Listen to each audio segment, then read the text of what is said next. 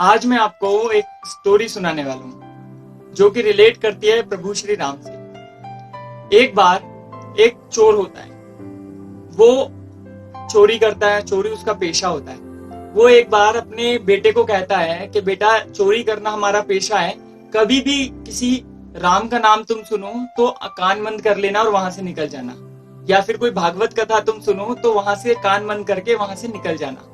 वो चोरी करता रहता है, करता रहता है। एक बार उस चोर का भगवान का बुलावा आ जाता है, तो वो भगवान के पास सिधार जाता है। लेकिन फिर उसके चोर जो बेटा होता है, उसका बेटा भी उसी प्रोफेशन में यानी अपनी चोरी में लग जाता है। एक बार क्या होता है, वो रात को अपने घर की तरफ लौट रहा होता है, तो वो दूर से देखता है कि कोई जागरण का माहौल बन रहा है वहां पे। फिर वहां पे राम कथा चल रही होती है, रामायण चल रही होती है। वो कान पे हाथ रख लेता है और वहां से निकलने लगता है। तो जैसे वो कान पे हाथ रखता है, उसके सामने वो देखता नहीं, सामने एक खंबा होता है जिससे वो टकरा जाता है और जमीन पे गिर जाता है। सीता सीता हरण का वहां पे किस्सा चल रहा होता है और सीता जी जोर जोर से चिल्लाती हैं, हे राम हे राम हे राम। फिर उस चोर के हाथ कानों से हट चुके होते हैं। उसका ध्यान जाता है आखिर ये राम कौन है, कौन पुकार रहा है राम को। वो फिर उठता है, कान पे हाथ रखता है और अपने पिता के कहे अनुसार वहां से निकल जाता है। घर पहुंचता है, घर पहुंच के सोचता है कि ऐसा क्या है उस राम में जो वो लड़की, वो कन्या उसे पुकार रही थी, और राम आखिर ये है कौन। उसका भी जीवन अपने चोरी में व्यतीत होने लगता है और वो ये सोचता रहता है कि आखिर वो राम है कौन। एक दिन भगवान उसको बुला ही लेते हैं अपने पास, उसका भी नंबर लग जाता है, वो भी भगवान के पास जाता है। और वो वहां पे जब यमराज के सामने होता है तो चित्रगुप्त उसके पूरी जीवन के बारे में बता रहा होता है कि प्रभु, इसने जीवन में अपने सिर्फ और सिर्फ गलत काम किए, अच्छा काम कोई किया ही नहीं है। अगर देखें तो इसने चोरी करी है, मारकाट करी है, इसने लोगों का धन हड़प किया। वो और तब यमराज जी पूछते हैं कि क्या इसने कोई अपने जीवन में अच्छा काम किया है। तब वो बोलते हैं, चित्रगुप्त जी बोलते हैं कि हाँ, एक बार ये जा रहा था तो इसने अपने कान पे हाथ हट गया था और इसने गलती से 3 बार राम का नाम सुना है और अपने बाकी के जीवन में राम को समझना चाहे कि राम कौन है। वो कहते हैं अच्छा। फिर वो यमराज जी डायरेक्ट उस चोर से पूछते हैं कि तूने जीवन में सारे बुरे काम करे, सिर्फ एक अच्छा काम करा है, बता तेरे को क्या चाहिए उस अच्छे काम के बदौलत, और ये भी बता कि तेरे को पहले हम अच्छाई दे दें, तेरे को अपने अच्छे का फल दे दें या तेरे को बुरे का फल दें। तो वो पूछता है कि क्योंकि वो अपने अच्छी चीजों को लेना पहले चाहता है, वो बोलता है यमराज जी से, यमराज जी मैं पहले अपने अच्छे सुख भोगना चाहूंगा क्योंकि मेरी बुरे कर्मों की लिस्ट बड़ी है, तो वहां पे मेरे को जीवन बिताने में, वहां पे मेरे को अपना काफी लंबा समय बिताना पड़ेगा, तो मैं अपना सबसे पहले अच्छी चीज लेना चाहूंगा। तो वो कहता है चल। फिर यमराज जी सोचते हैं कि तूने 3 बार राम का नाम सुना है, आखिर तेरे को 3 बार राम के नाम सुने का मैं क्या दूं, चल तू ही बता तेरे को क्या चाहिए, मैं तेरे को वो देना चाहूंगा। तो चोर सोचता है कि चोर बड़ा शातिर होता है, चोर सोचता है कि क्या मैं मांगू इनसे राम के नाम के को लेकर। चोर यमराज जी को बोलता है, यमराज जी मैं तो ठहरा अनपढ़ व्यवहार, आप मुझे बताओ आप क्या दे सकते हो राम के नाम को लेकर। तो यमराज जी कहते भाई मुझे तो मालूम नहीं राम के नाम की महिमा, अब मुझे तो सोचना पड़ेगा मैं क्या दूं आपको। तो यमराज जी धर्मराज जी से डिस्कस करने के लिए उस चोर को बोलते कि तू यहीं रुक, मैं होकर आता हूँ, धर्मराज जी से पूछ के आता हूँ कि तेरे को राम के नाम की महिमा का क्या दूं मैं। तब चोर बड़ा शातिर होता है, चोर कहता है यमराज जी धरती पे बहुत ऐसे चूने लगते हैं, बीच में हमारी कमीशन मारी जाती है, हम यह ऐसे यहाँ ये नहीं होने देंगे, मैं भी आपके साथ चलूंगा। यमराज जी कहते हैं तो मूर्ख व्यक्ति से ले चलो साथ में। ये जाता है, यानी कि वो चोर यमराज धर्मराज जी के पास जाते, पूरा किस्सा सुनाया जाता है कि इसने जीवन में 3 बार राम का नाम सुना है तो इसको क्या पारितोषिक मिलना चाहिए। धर्मराज जी भी बड़े हैरानी में पड़ जाते हैं, आखिर राम के नाम की महिमा का क्या दें हम। उसके बाद में उनका ध्यान जाता है कि भाई अब यहाँ पे तो मैं समर्थ नहीं हूं, तो मुझे ब्रह्मा जी से पूछना चाहिए। वो चोर यमराज धर्मराज ब्रह्मा जी के पास जाते हैं, उस चोर की पूरी कहानी सुनाई जाती है। ब्रह्मा जी कहते हैं हालांकि सृष्टि मैंने रची है लेकिन मैं भी नहीं जानता कि आखिर इस जो राम के नाम की महिमा का आखिर क्या मैं पारितोषिक इस व्यक्ति को दूं। उसके बाद में ब्रह्मा जी कहते हैं कि एक काम करते हैं, चलो हम महादेव से चल के पूछते हैं, क्योंकि राम के सबसे बड़े भक्तों में उनका नाम आता है, वही बताएंगे कि आखिर क्या मिलना चाहिए इस व्यक्ति को 3 बार राम की नाम सुनने का।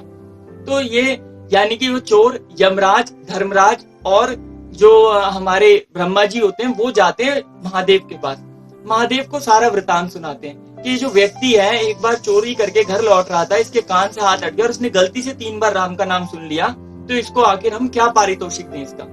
तो महादेव भी हैरानी में पड़ जाते हैं कि आखिर राम के नाम की महिमा तो इतनी बड़ी है, लेकिन 3 बार राम के नाम की मैं आखिर दे ही क्या सकता हूँ इसको। तो महादेव कहते हैं भाई ये तो बहुत बड़ा धर्म संकट है, ये तो स्वयं राम जी से ही पूछना पड़ेगा। एक काम करते हैं, विष्णु प्रभु ने राम जी का अवतार लिया था, तो उनसे एक बार पूछते हैं कि आखिर क्या वो दे सकते हैं राम जी के नाम का।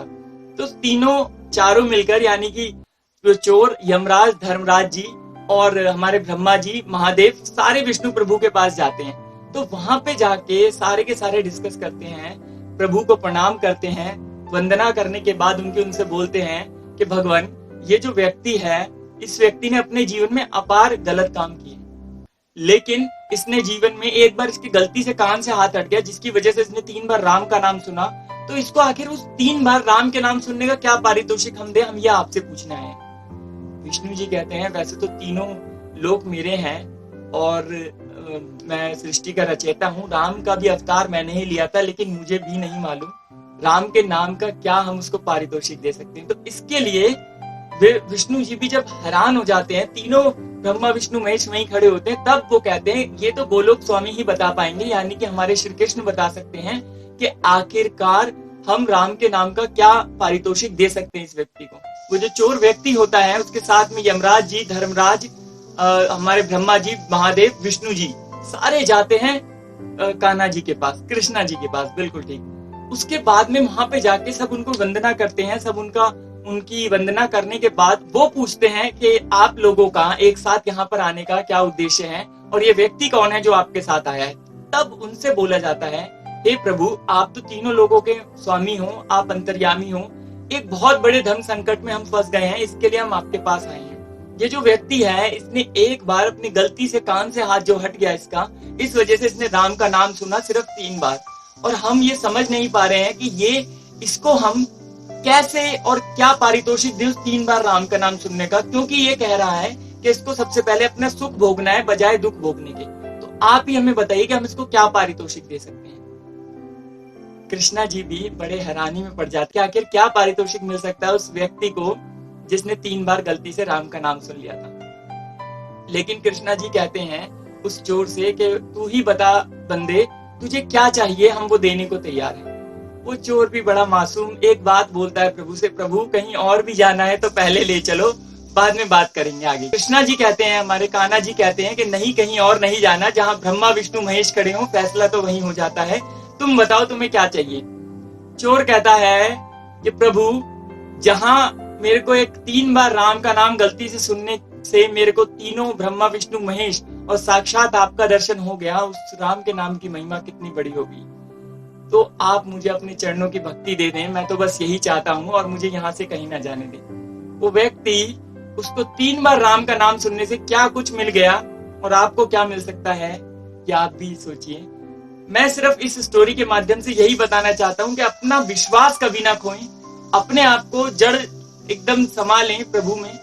अगर कभी भी कुछ भी डगमगा रहा हो तो उनके बारे में सोचें, राम के बारे में सोचें। और अभी जो स्थिति चल रही है सबकी, जो भी ये वायरस फैला हुआ है, इसमें एक हिम्मत बांधे रखें और जैसे गवर्नमेंट कह रही है उसको उसके साथ चलें, तो हम लोग आगे संभल जाएंगे।